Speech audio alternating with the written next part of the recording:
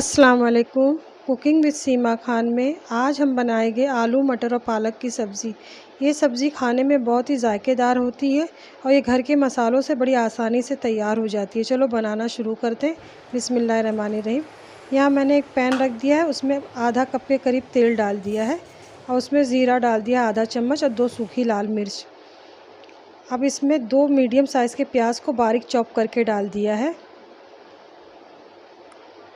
प्याज को हम हल्का गुलाबी होने तक फ्राई करेंगे। अब प्याज फ्राई हो गया था तो इसमें हमने 1 चम्मच भर के अदरक लहसुन का पेस्ट डाल दिया है। अब अदरक लहसुन का कच्चापन दूर हो चुका है तो यहाँ मैंने 3 आलू को स्लाइस में काट लिया है, ना ज़्यादा पतला ना ज़्यादा मोटा, ये मीडियम साइज़ के आलू कटे हुए हैं।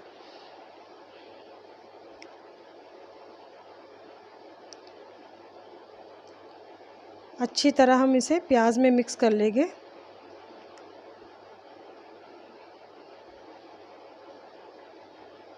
अब इसमें हम कुछ सूखे मसाले डालेंगे, जिसमें पाव चम्मच के करीब हमने हल्दी पाउडर डाल दिया है और 1 चम्मच लाल मिर्च पाउडर,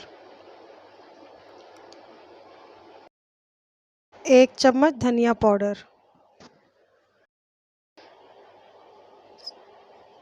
अच्छी तरह मिक्स कर लेंगे और यहाँ मैंने आधा कप मटर लिया है, वो डाल देंगे।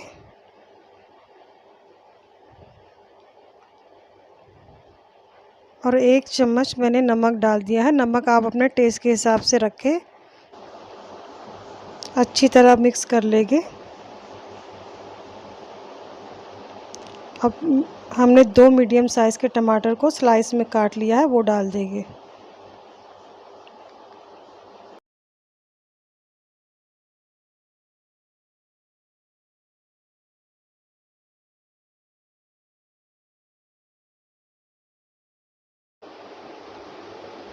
पाँच मिनट तक हमें आलू मटर और टमाटर की भुनाई करना है।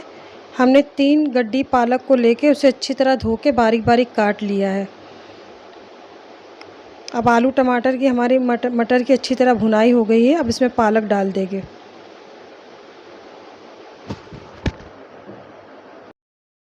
अब पालक को हम ढक देंगे।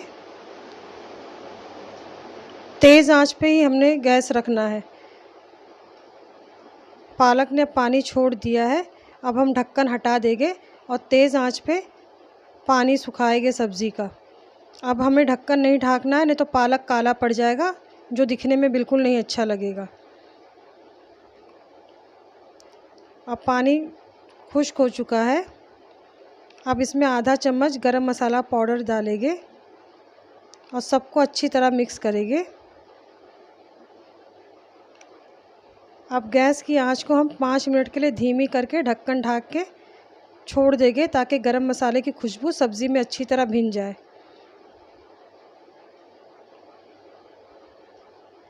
पाँच मिनट हो चुके हैं। सब्ज़ी माशाल्लाह अच्छी तरीके से तैयार हो चुकी है, पानी भी खुश्क हो चुका है। अब हम गैस का चूल्हा बंद कर देंगे, इसे गर्मा गर्म सर्व करेंगे। आप इसे खाइए चपाती के साथ या राइस के साथ। आप इसे ज़रूर बनाइए। मेरी रेसिपी आपको कैसी लगी ज़रूर कमेंट में लिखें। अगर आप नए हैं तो प्लीज़ मेरे चैनल को सब्सक्राइब कीजिए। मेरी रेसिपी को लाइक और शेयर कीजिए। दुआओं में याद रखिए। अल्लाह हाफ़िज़।